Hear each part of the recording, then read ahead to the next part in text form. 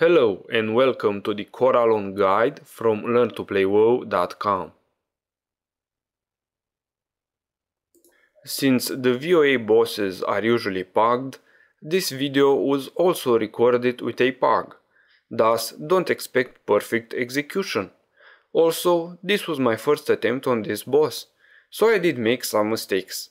Luckily for me, the pug was pretty well formed and managed to take down the boss in one attempt. That just shows that Koralon is, from a mechanics point of view, easier than Emalon. You don't have to deal with one big explosion that might just kill everyone. However, Koralon is healer and DPS intensive. Koralon's main attack on the tanks is called Meteor Fists. The damage from this attack gets split between all the targets within 10 yards of his main attack target.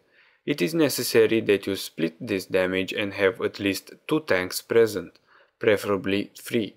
You can also have high HP melees like warriors and DKs taking on some of this damage. This damage splitting becomes especially useful in the last stages of the fight when Koralon starts hitting harder and harder. For a melee to take some of this damage, he simply needs to get more into the boss, yet not in front of him so as to avoid parry. The boss keeps on stacking a buff called Burning Fury. The more you spend fighting him, the more he gains in power. It's a 5% increase in damage every 20 seconds, so at about 10 stacks and 3 minutes into the fight it starts becoming fairly difficult to heal through the damage. This pug took the boss down at 11 stacks. Burning Breath is an AoE attack that damages everyone in the raid. He spins around and deals 4k damage every second for 3 seconds. On its own, this is not enough to kill somebody. However, there will be patches of fire on the floor. As always, not a good idea to stand in them. While for ranged this is fairly easy to accomplish, for melees standing in fire is a common mistake. It is more difficult because the fire patches are just so hard to spot with 10 players and their abilities all stacked on top of each other. Because it is so hard to notice, many of the melees from this pug, including myself, are sometimes standing in the fire.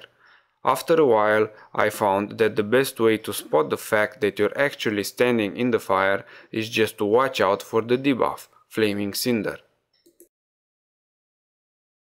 Koralon puts fire patches under the tanks and under the melees. So as to minimize the fire damage, it is really recommended that this boss should be constantly moved around, just like Grobulus. This has been a guide from learntoplaywao.com. Thanks for watching.